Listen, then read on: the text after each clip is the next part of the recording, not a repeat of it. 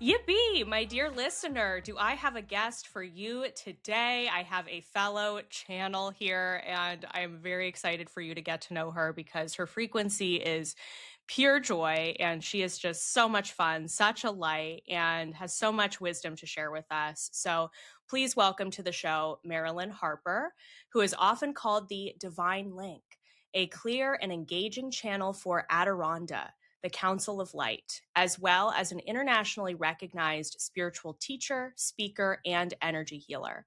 Following a profound spiritual awakening in 1993, Marilyn has dedicated her life to helping others awaken their own intuitive gifts, heal at the deepest levels, and step fully into their soul's purpose.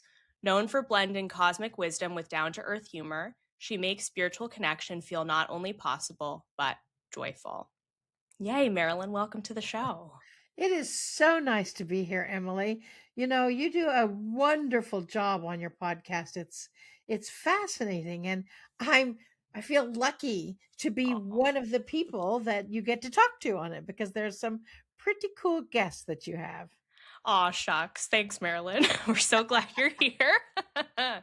And where are you where are you located in the world? I'm actually living in Branson, Missouri. I know it's kind of an anomaly to have a channel come from Branson.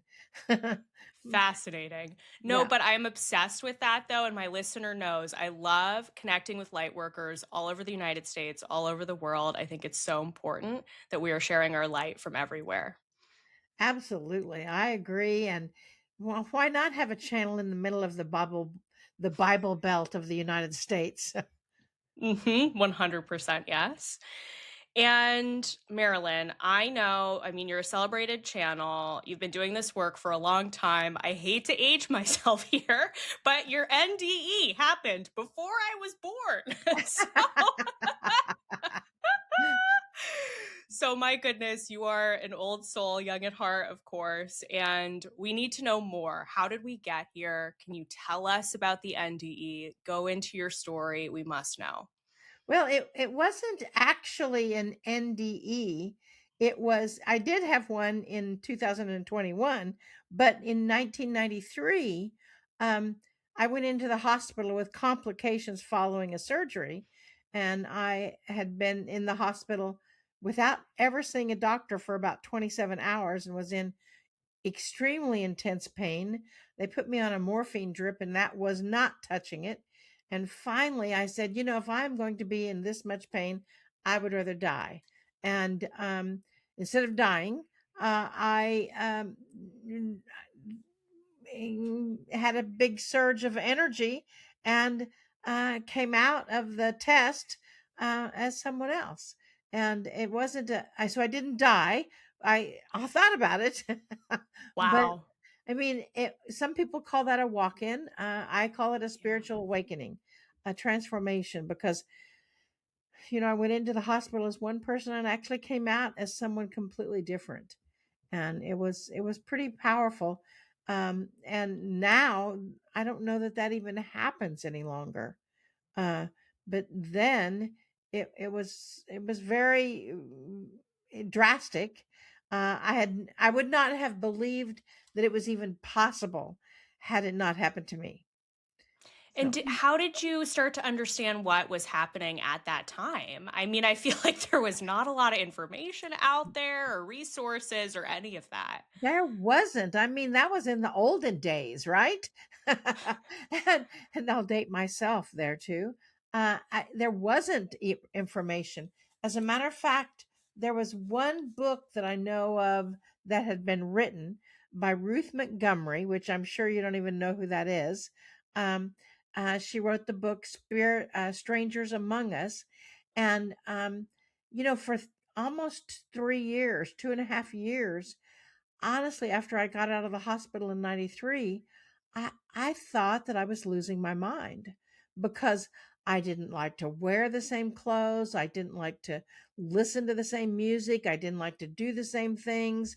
I didn't have the same skills that I had before. I mean, none of them. My walk out, before 93, I was a profound writer and actually a stage performer. And after 93, I didn't even want to get on stage. And I didn't, my writing looked like a third grader's journal. Uh, and it was, I guess, the end of 1995, November, December, my mother came to me. We were having a big family dinner on Thanksgiving, about 60 people in the living room, in the kitchen. And my mom came to me and held out a book and said, "Have you ever read the book Strangers Among Us by Ruth Montgomery?" And I'm like, "No." And could I borrow it? And she said, "No, no, you never return books." And so she didn't, which is true. I don't return books. Um, then, like a couple of days later, a guy that I was dating, uh, he asked me the same question. "Have you ever read the book Strangers Among Us by Ruth Montgomery?" And I'm like, "Are you kidding? My What? mom just mentioned that book." And then a couple of days after that, due to a universal arrangement, right? Um, Another friend of mine that we were graduate students together, he asked me the same question. And I'm like, "What is it with this book?" And he explained to me that the book was about a spiritual awakening, a transformation. Ruth Montgomery coined the phrase walk in. Um, and so I thought that is what had to be what happened, because I mean, I couldn't do anything the same that I did before. And I thought, "I- my mother knew this, the guy that I was dating, who's not really spiritual at all, knew this." And I went back to my mother and the guy that I was dating, um, and asked them about it, and they said no, they'd never read any of Ruth Montgomery's books and didn't know about it. And I'm like, "But you had the book in your hand." And we went all through the bookcases. There was not, that book was not there. So that was the universe's way of informing me that something drastic had happened, and that I, then the third person that asked me the question, he really did. And he did give me the book. And so I read the first chapter and thought, "Oh my gosh, that is what happened. I came away from it a completely different person." And I now know that as a walk-in, it is the same soul, several generations more advanced. And I came in, having to complete the old contract and having to complete the new contract. And then in 2009, something even more unusual happened. And I believe the walkout, who'd gone off to wherever souls go when they go away from this dimension for retraining, came back and actually merged with the walk in, because the walkout knew how to handle on stage. They knew how to stand on stage. They knew how to manage an audience. I did not. and they kept saying for years, "You're going to be on stage in front of thousands of people. You're an activator. You're going to activate people in mass." And it's like, "Yeah, I don't think so."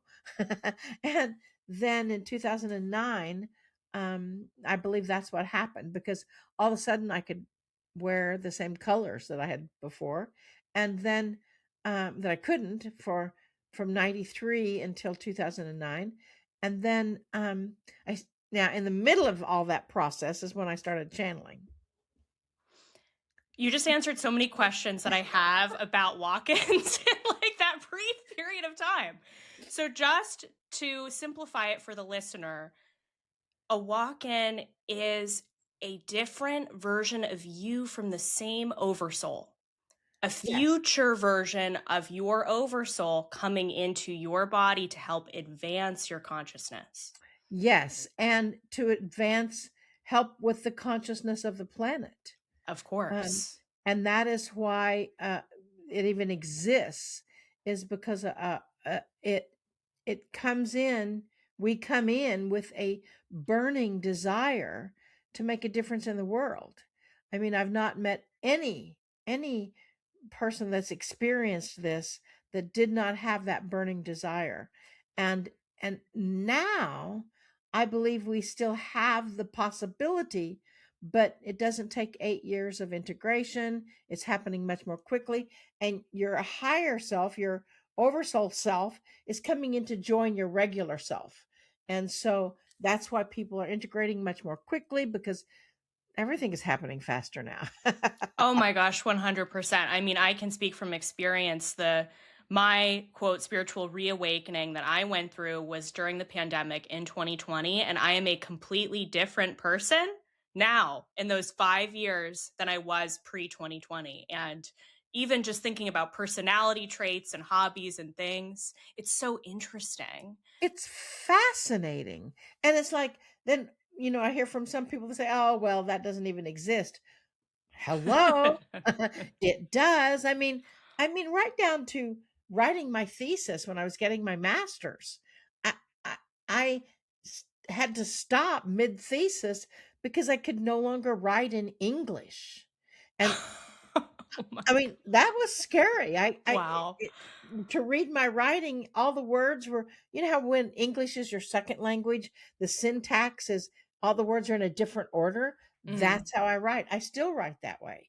I mean, people read my writing and they think, okay, if I read this out loud, it makes sense. But I used to do counted cross stitch. I couldn't even figure out how to read the pattern after this experience, after my awakening. So yeah, it's a huge difference, huge change.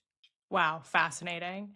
And And congratulations that you only took, 5 years, 4 years to or less to get on top of things. And that's why it's happening now much more quickly. well, Marilyn, I will speak from experience. It is often overwhelming because the evolution continues and it's moving quite fast. So Yes, we're still yes, it does. integrating.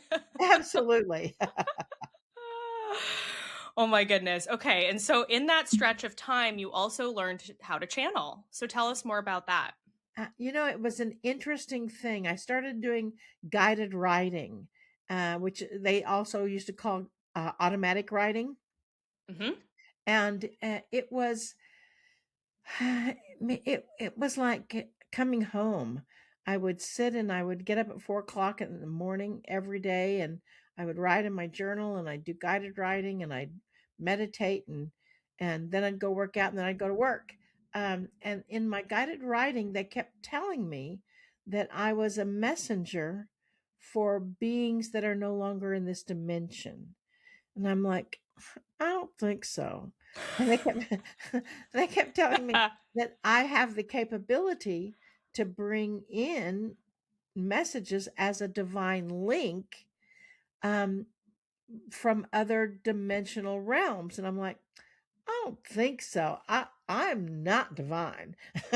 And so I I I I just kept ignoring that. And then of course I started seeing the numbers 11, 11, 222, 444, 44, 44. All those number repeatings.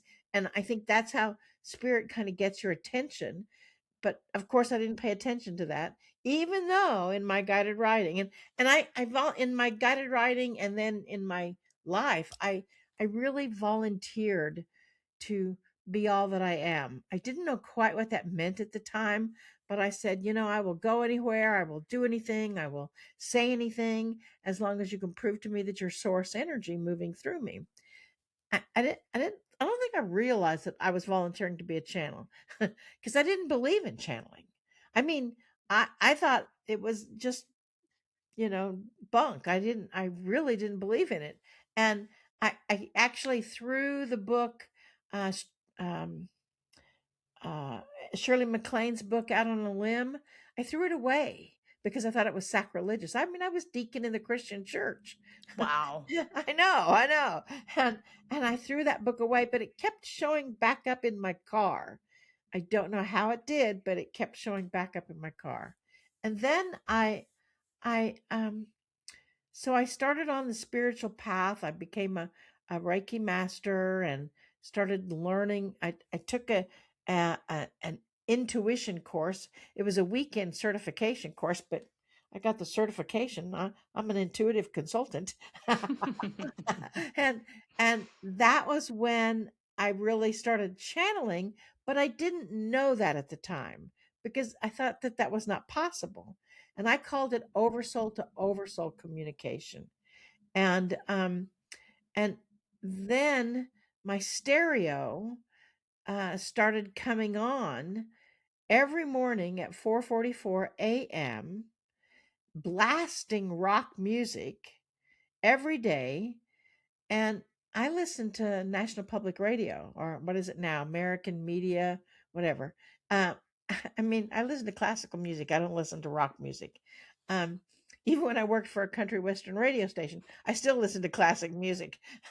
And then, and somebody, because I mean, this went on for several months, and I was not, I didn't know that I was not present in my body, but I really wasn't.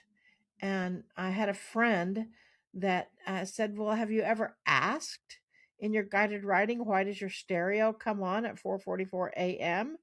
I'm like, "Well, duh, no."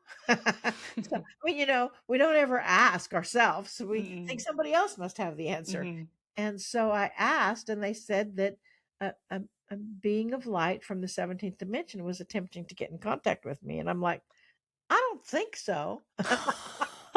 Think so.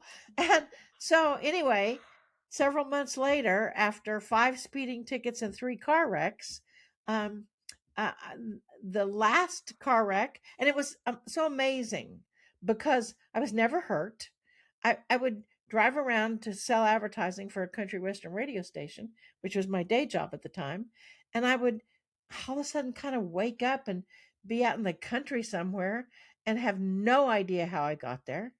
And I found out later that that's a sign that you're not present in your body. And I didn't even know that was possible. Emily, I mean, I had no idea. I was not what I would call metaphysical. Um, and so after the third car wreck, I mean, the third car wreck was probably the most serious, but there was a paramedic that was jogging on the corner at my wreck where I had the wreck, and there was an ER technician, ER nurse in the car that was the first car in the line of cars that I'd stopped. So, I mean, if you're going to have a wreck, you might as well have your emergency Orchestrate it response perfectly. right on target, right? Yep. Right, exactly. So it was all a universally arranged Mhm. event, right? Mhm. And so then the universe also arranged for me to meet a person that was traveling from New Hampshire to California in an RV. And, I mean, someday you'll read about it in the book if I ever get the book written. And she, I was going to have surgery on my back, and she said, "Well, I can fix your back." I'm like, "You can?" And she said, "Yeah, yeah, I'll fix your back." And I said, of course, me being the bottom line kind of girl, "How much is it going to cost, and how long is it going to take?" And she told me, and I said, "Okay, come on over." And and so she, in driving in the car with me, she could tell that I was not present in my body, and she said, "Pull into that parking lot." And she knew how to step my conscious self aside and how to speak to my higher self or my oversoul or whoever was present in my body. And that was the first time Adironnda actually spoke in the parking lot of the Ace Hardware in Nixa, Missouri. With a lady who just knew what she was doing. Who knew what she was doing, that Oh my somehow god. the universe arranged for me to meet this person, and it was just completely wild. And Adironnda came through immediately and said, "We've been trying to get this woman's attention for a long time. We actually have a sitcom about that experience, Two Girls in a Galaxy." And it's just wild because it Adironnda came through immediately and said, "This is who we are. We are from the 17th dimension, a part of the angelic realm, and we are the spokes being for a council of light of archangels and ascended masters from this planet. And we have been trying to get my attention for a long time, but I'm a little bit stubborn." And they said that I'm an activator and that I have the capability to activate something within people that causes what was previously unacceptable to be acceptable. And they are going to activate people in mass on stage in groups of hundreds or thousands. And I thought, what? So, needless to say, I mean, I'm from Missouri, which is the show me state, right? Hmm. You have to prove to me that this is happening. And thank goodness this person, Alexis, she knew what to do. So we went back to my house and she did an energy session on me to help me remove my fear, right?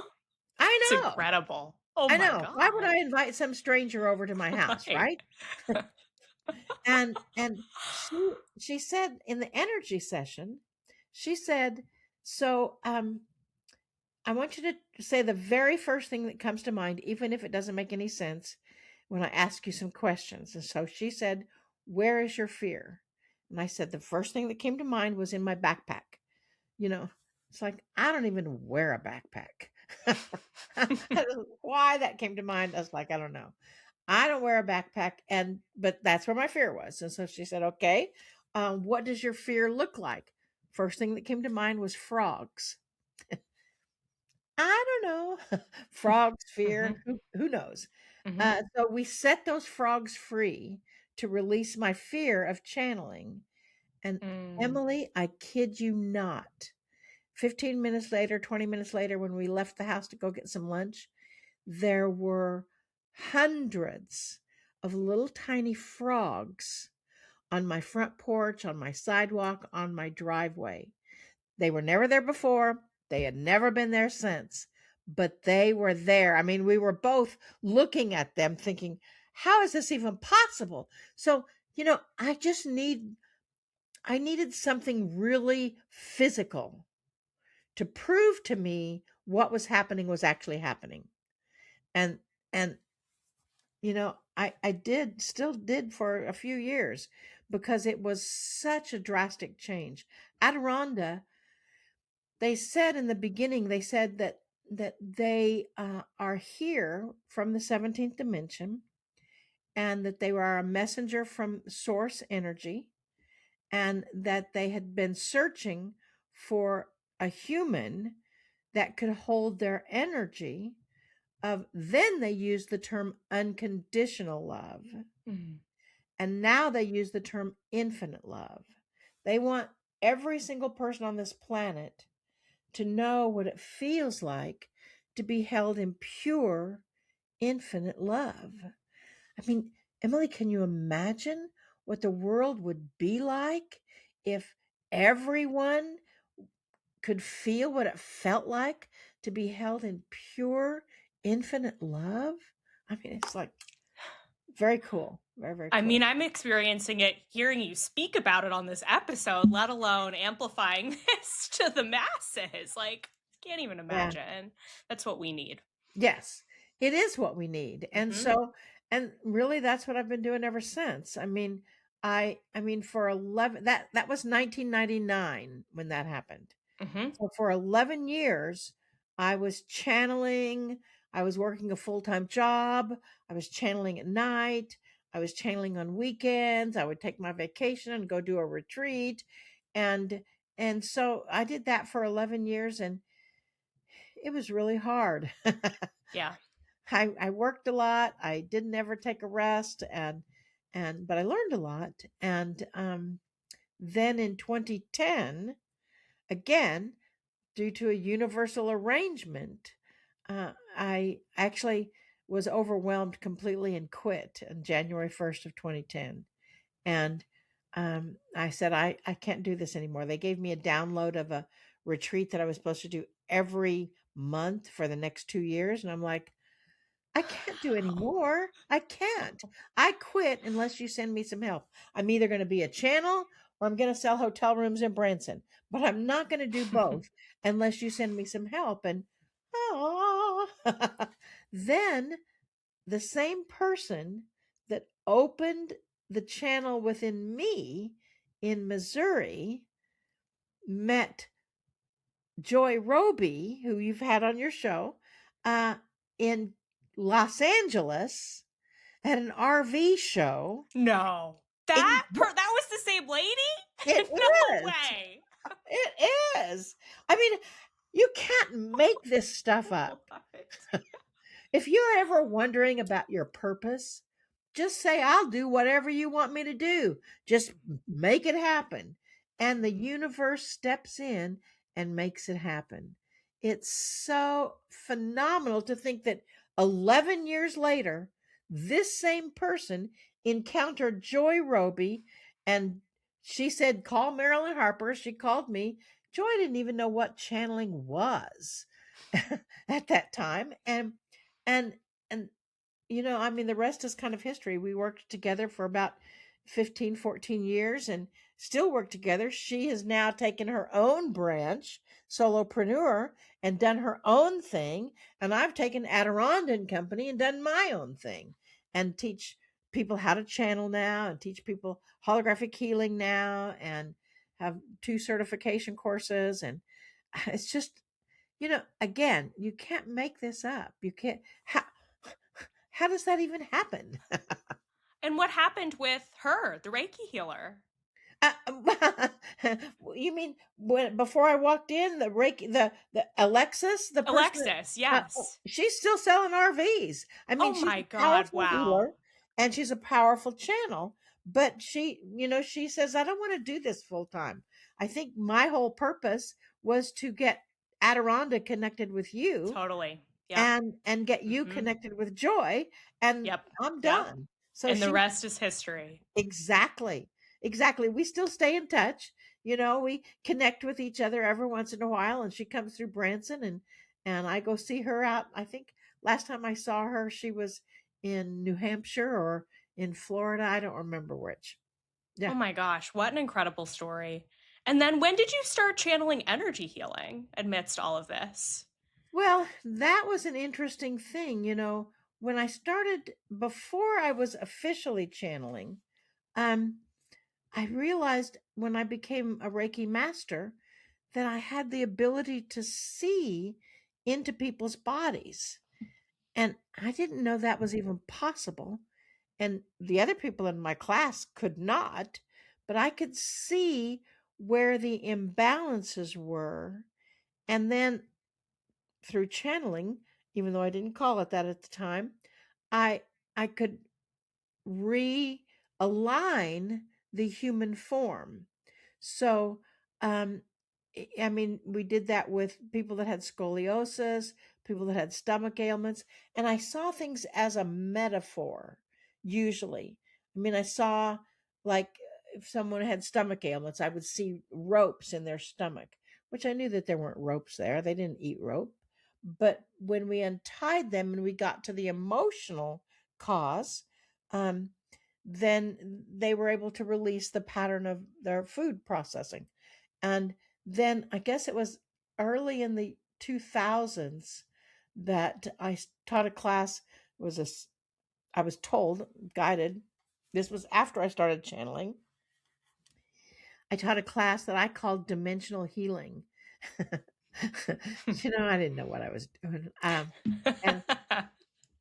And for 7 weeks, a bunch of my friends and I that got together, and we would sit in my living room, and they told me that they, meaning the guides, said that these people will receive an activation, and excuse me, um, they will actually come away from this with several abilities.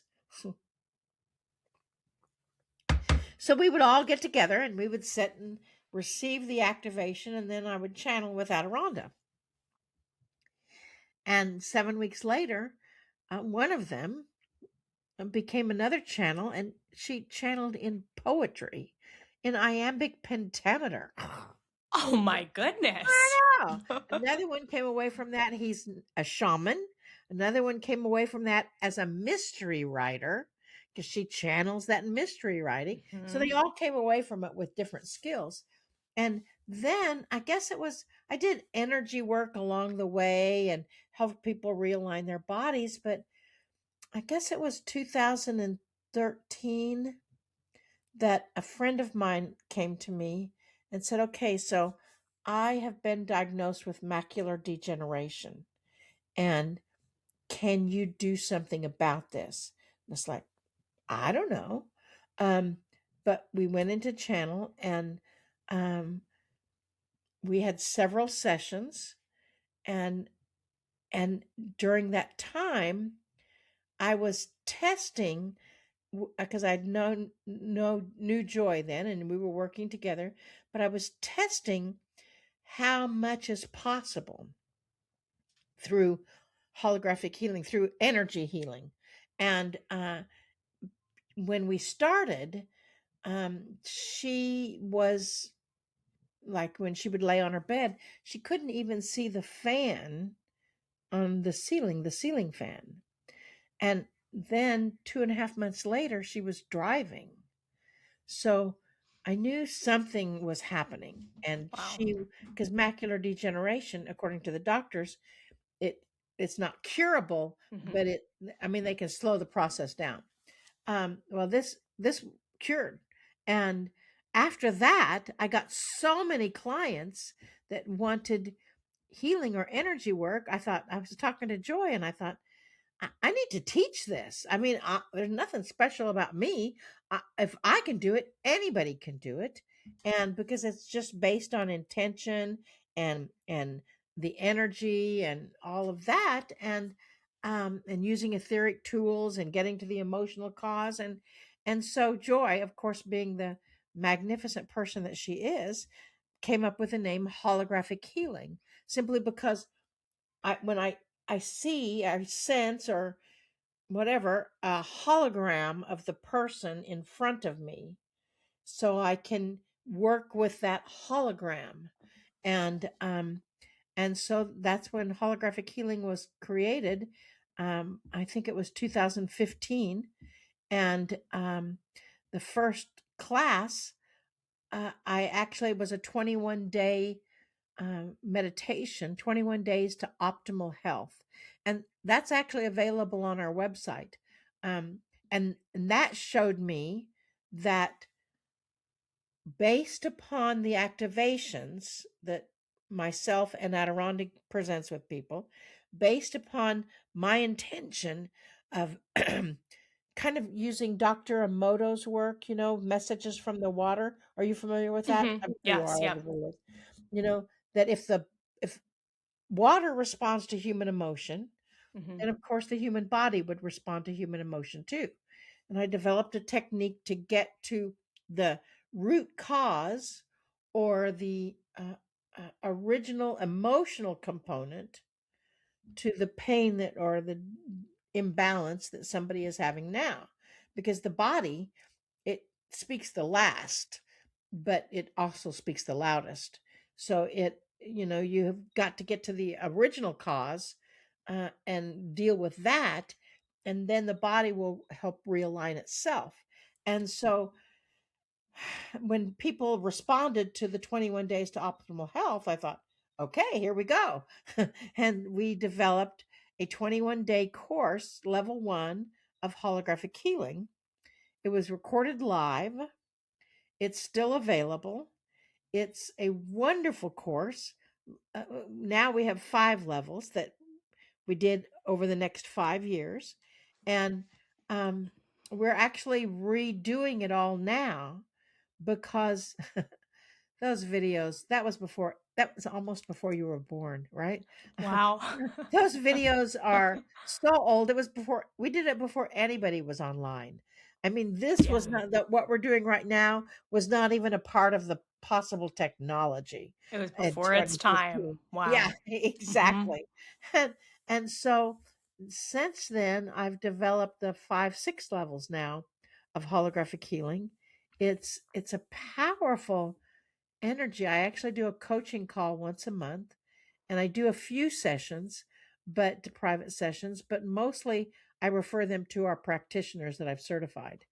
Um, and I mean, Emily, it's so amazing. The human body is phenomenal at the the creation that we can do, the transformation that we can create in our own bodies, or even in the world around us. I mean, if you have a core belief that you don't have enough money, and you'll never have enough money, if that's your core belief, you will actually create situations that will confirm that, right? Mm-hmm. So it's Yep. the same with your body. So if your core belief is that your body is broken somehow because of your ancestors or hereditary or some other bunk that somebody told you about, um, the body is going to believe that. Well, that is not my reality. And so, what we do in holographic healing is we help find the original cause and reframe that original cause. And then we sort of realign the body. I mean, um, just like the woman with macular degeneration, that she could drive after that, after 2.5 months, um, and of work. Now, it is, it doesn't happen normally overnight, Mm-hmm. but it can. But it's just so amazing. I mean, as you know, the brain, no matter what you're telling at the moment, believes that it's happening right now. Mm-hmm. And so to realign the body, you get the opportunity to retrain your brain to think in a new way. And that's basically the premise of holographic healing, and it came about out of necessity because I was running out of time. I was doing so many healing sessions. I mean, I could tell you amazing stories about people that I've worked with. Um, and it's and I feel so blessed, Emily. I mean, how did I somehow get chosen to do this kind of work? I mean, when you meet Adironnda is like discovered early on that the way to get people's hearts open was to get them to laugh. So they became, funny. And and uh, it's just so amazing to me how when you have a vision or you have a dream or you would like to make a difference in the world. And I think all light workers um, want to make a difference in the world. They want the world that we live in to be a better place. And some are fed up with it and want to get off. And when they do, Adironnda says, "Go. We will walk with you up to the veil."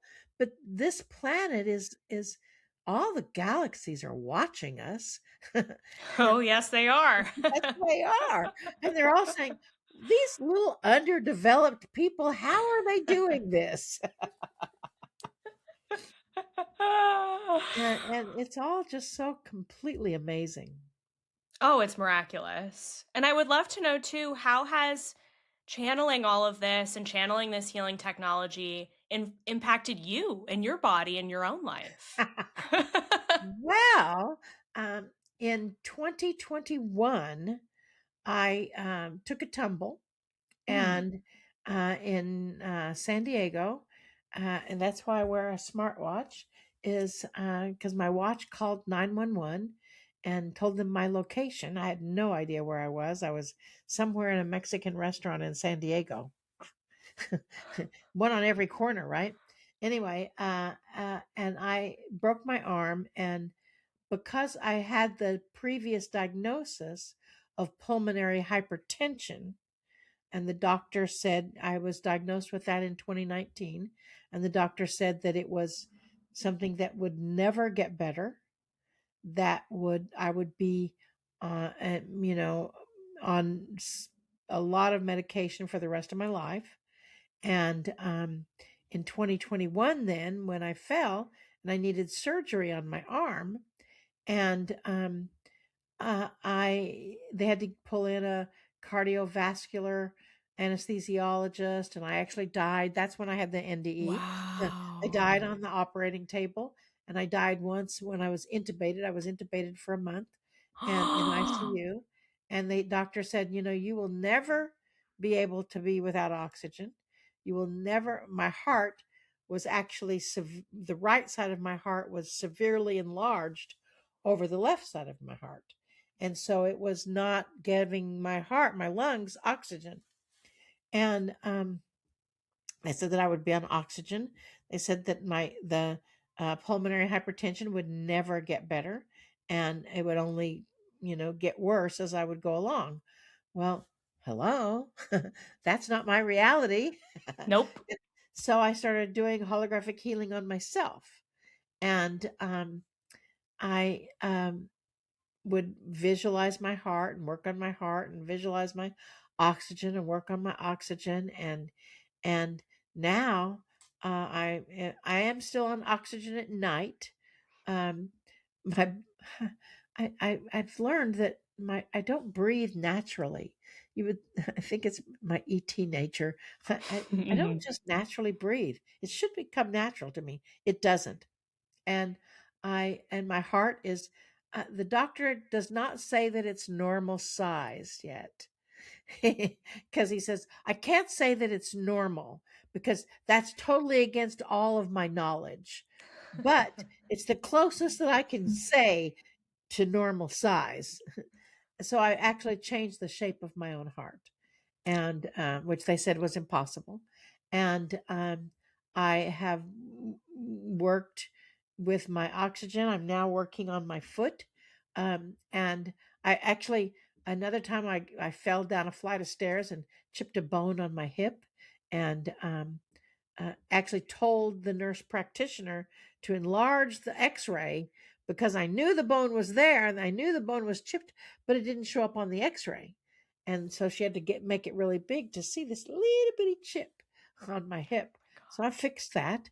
And you know uh, the again, the body, I mean, I'm a follower of Jesus teachings, Yeshua, Mhm. and he said that we could do all these things. Why did we ever doubt it? Mm. And and yeah, exactly. Yes. And so I just take that as fact, and I know that the body is a miracle. I mean, when you look at how babies are created, it's like, come on. That is crazy to think of a human form growing inside of another human form and coming out with fingers and toes and eyes and ears and hair and all of the organs, and and and then having the capability to regenerate itself. It just It's just mind-boggling. Anyway, I just rattle on and on, don't I? I mean, all of the miracles, just wow. And that wasn't even that long ago, No. 2021. No, no, it was after COVID, after the lockdown, and we had, in fact, it was the first. A friend of ours, Lee Carroll, built a studio in San Diego, and it was the first or the second trip that we made out to that studio in San Diego to record the Channeler's Method, which is a online only channeling course that I teach. Joy and I created that together.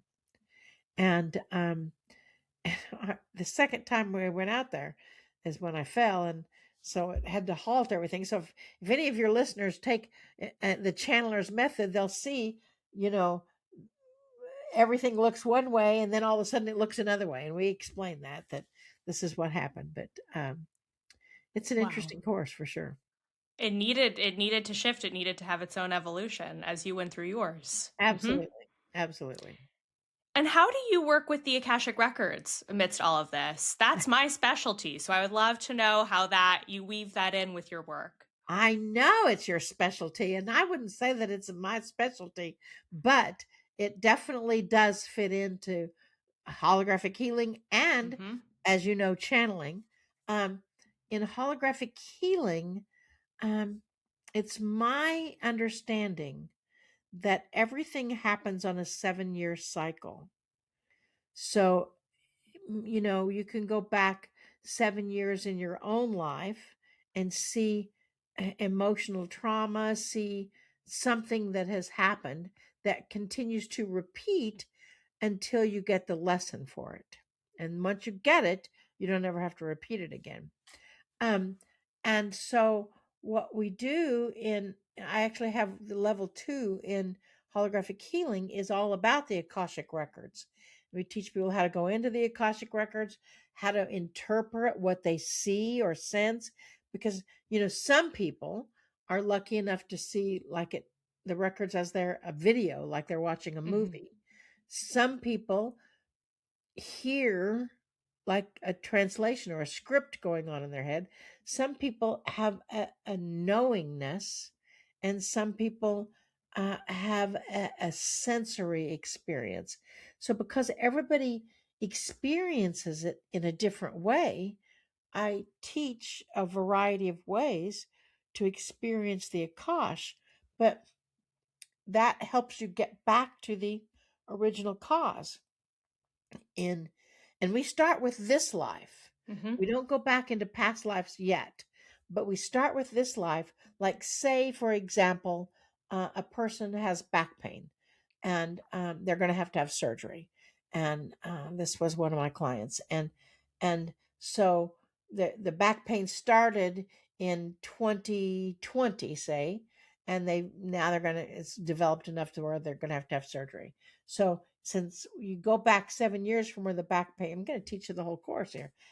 7 years from where the back pain started, and you go to see what else was going on in the life, what else was going on when the pain started, and then you go back to before they were 7, which is really where the Akashic records comes in, because a lot of people don't have a lot of memories before they were 7, and it was probably based on something that happened when they were in the womb or in their first year or two of life when they didn't have conscious language to describe what was happening.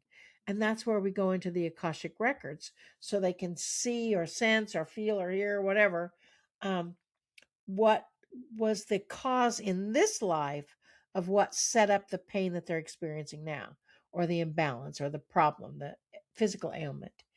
And then we set about dealing with that and reframing it for people so it's not a part of the cause. And when you reframe it in the Akashic records, as you will know, it shifts everything from that point forward, right? Mhm. Yep. And and so then if that still is not working, then you can go back to past lives. And in the Akashic records, I mean, every time I do a private session, whether it's just a general private session, a healing session, I'm also doing right now, I'm doing past life crossings, um, where you take two people and you see what lifetimes they were together and what they needed to learn from that, and what how that's affecting them now. Mm. Very interesting. Mhm. And um and so that's all in the Akash.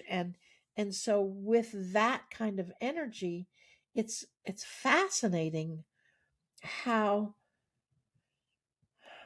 when you go into the Akash and see what you were doing there and how it has affected you now, it it it is a part of your healing process. Um, I'll give you an example. I know I was on the Titanic. Okay. Mhm. I always thought I was Molly Brown because, she was so famous. I was not. Uh, but I was Lady Lucy Duff Gordon. Um, and it's a long story as to how I I have found that full out. body chills. I Yeah, think I was there too. I was I'm there too. sure I'll you just were. say that. That's Yep. probably I'm where just we going to let you keep encountered. going. Yeah, that's probably where we met. Yeah, I love it. But Lady Lucy Duff Gordon, she was a divorcee, and so was I. She lost everything in the divorce. So did I. She married an abusive husband. So did I.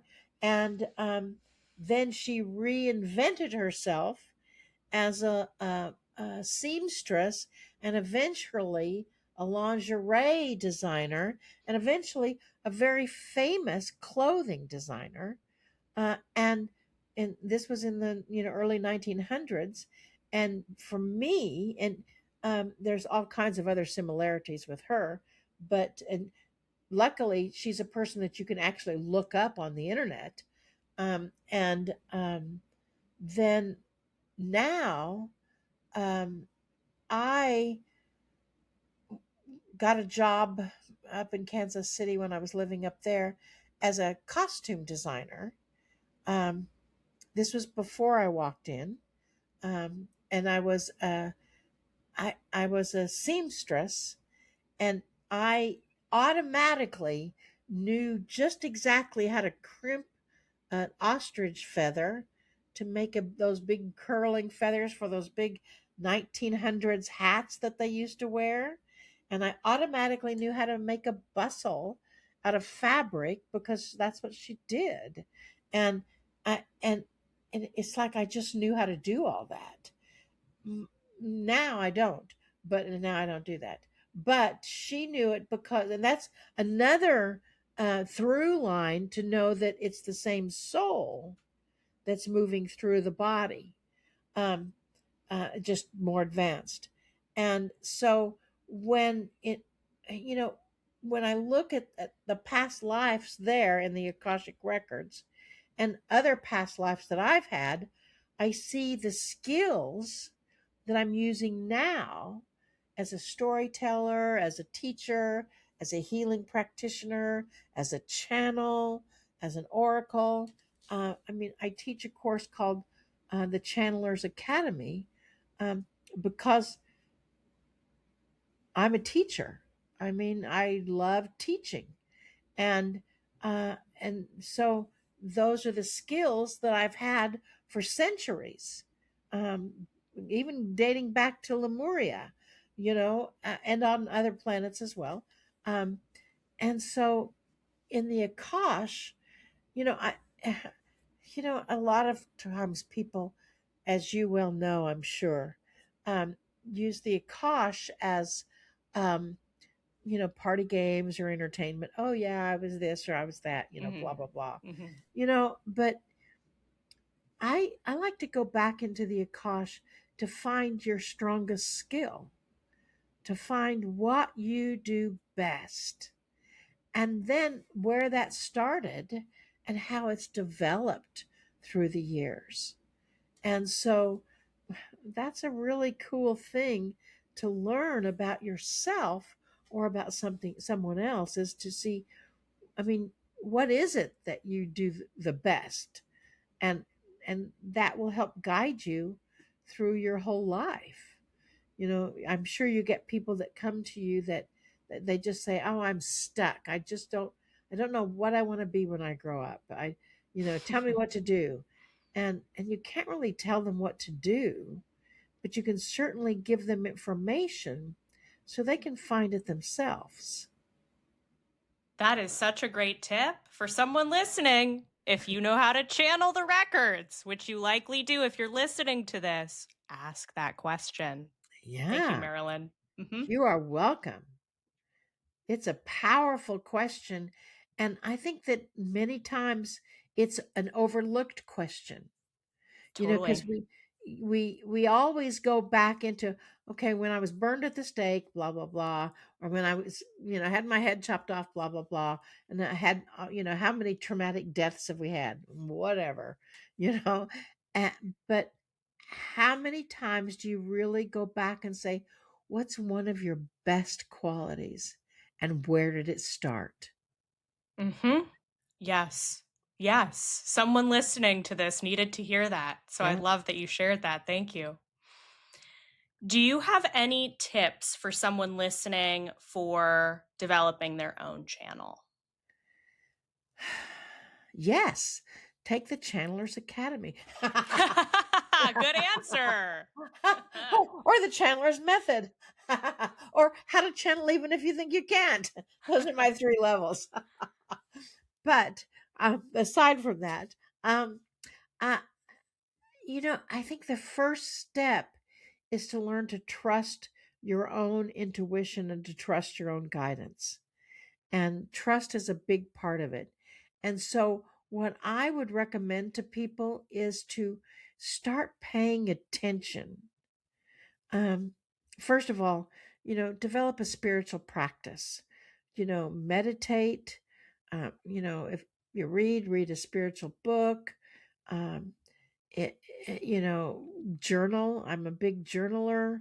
I think that guided writing, um, but to start paying attention to your own synchronistic moments or your own intuitive moments, and start analyzing them.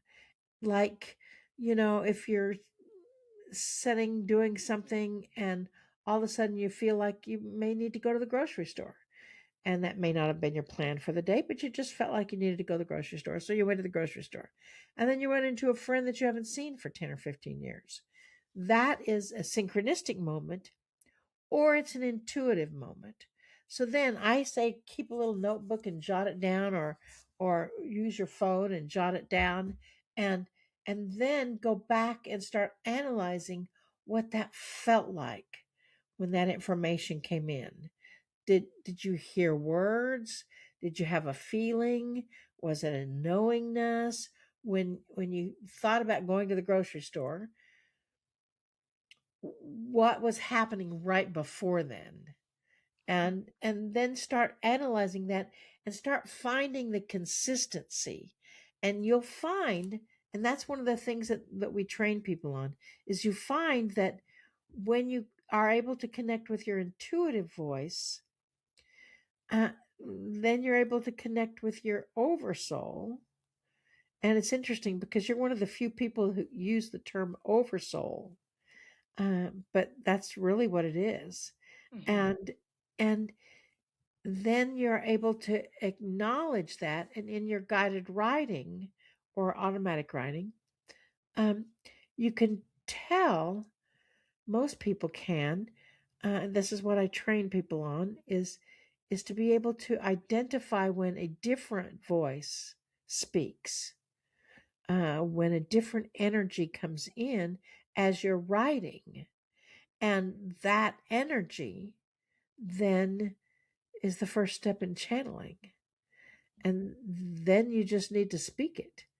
Um, so that is what we teach, and we teach it step by step by step by step, protection and practice, and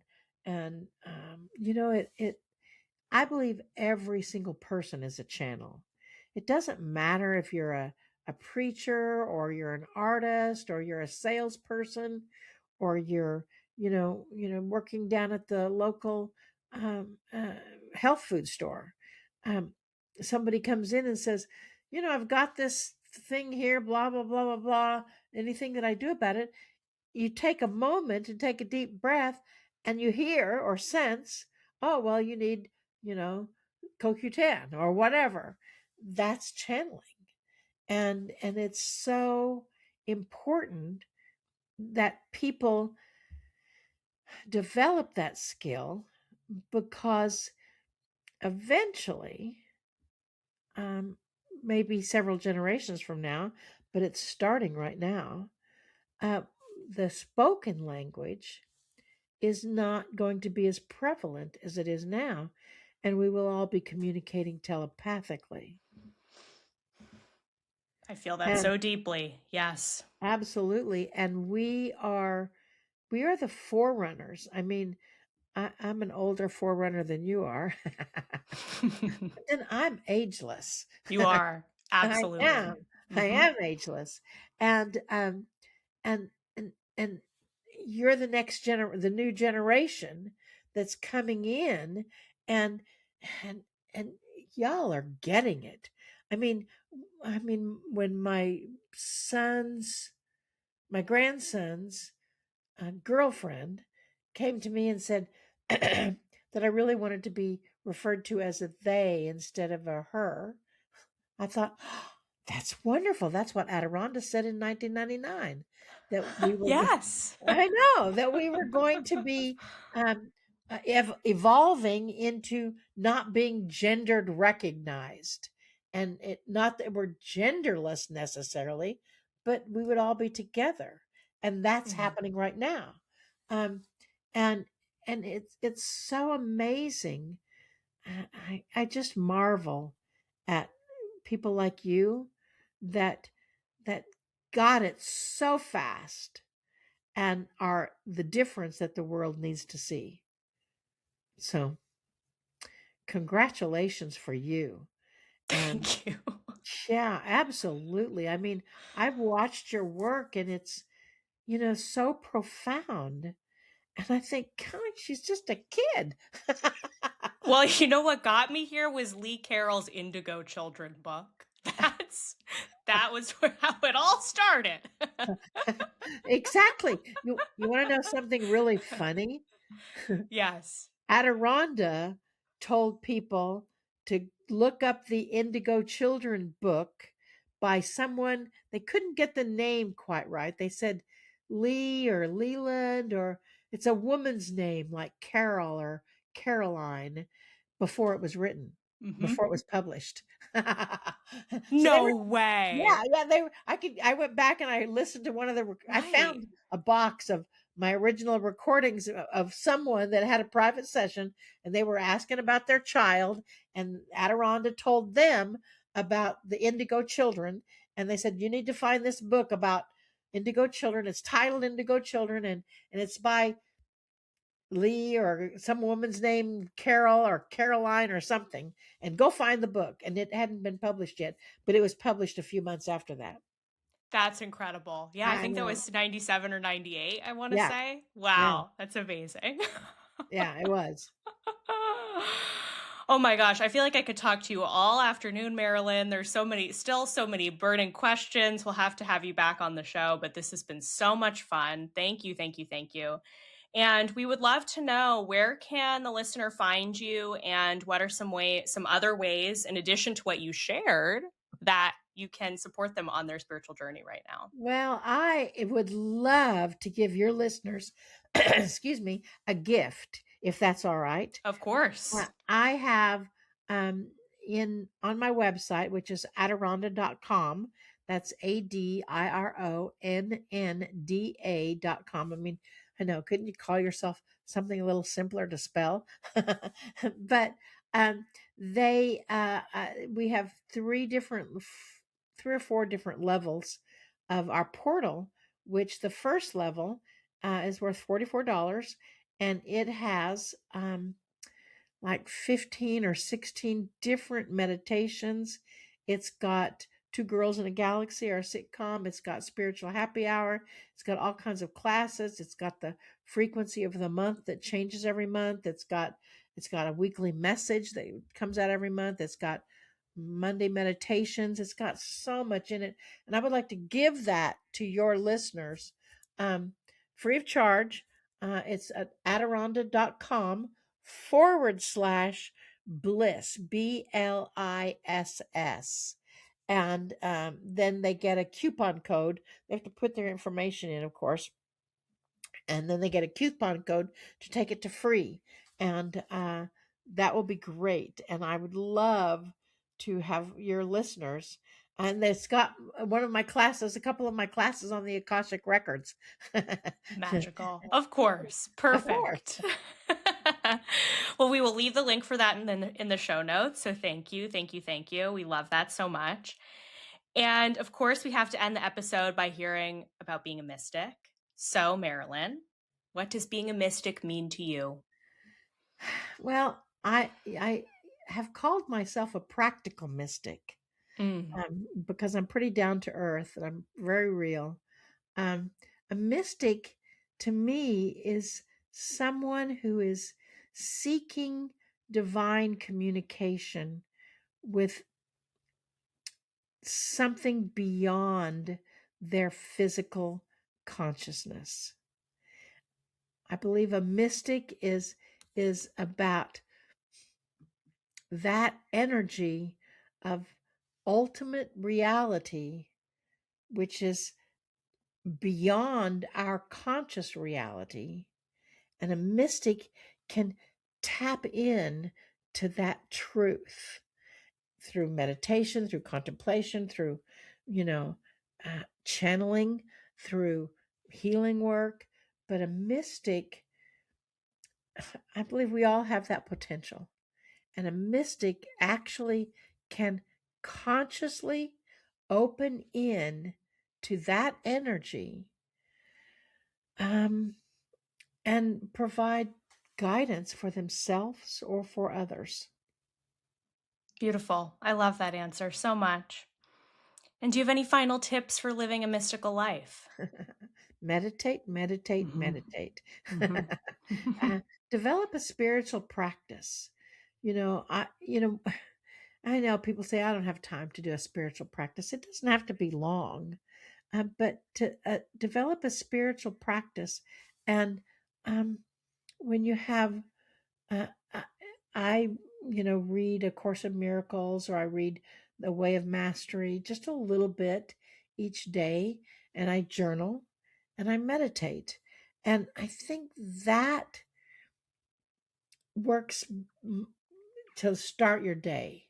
Um, then I say get out in nature, and sit in nature. I live on a lake, and I go over, there's a dock right in front of my house, and I go over and I sit on the dock, and I just marvel at this world that we live in. And I think that that is about living a mystical life, is to appreciate absolutely everything, to be grateful for absolutely everything, because everything is placed in your life, as a part of your own creation for your own evolution. And sometimes that's really hard to swallow, that's really hard to accept. But it's there for your evolution. And with that evolution comes the evolution of humanity. So, it won't it be wonderful? Isn't it wonderful that more and more people are beginning to live a mystical life? Oh, it sure is. It just brings me so much joy. Every single year, more and more. Exactly. According to Adironnda, when we started this process, someone said, "How many? What's the percentage of light workers on the planet?" And Adironda's like looked in the energy in the planet. They said, 9%. And now in the past 2 or 3 years, we've gone from. I mean, it took a long time to go from 9% up to 22%. But in the past few years, we've gone from 22% up to 27%. So it's moving very Very fast. fast. Yeah. Yep. And that's why you and I are here. Absolutely. The acceleration is happening. Yes, it is. Oh my gosh, what a joy, Marilyn. Thank you so much for everything today. This has been such a blast and such an energy activation. Well, thank you. And I would love to come back sometime. Oh, we'll have you back. So many things to talk about. Yes, absolutely. Well, thank you for listening to the Emily the Mystic Show. My dear friend, the portal is now closed.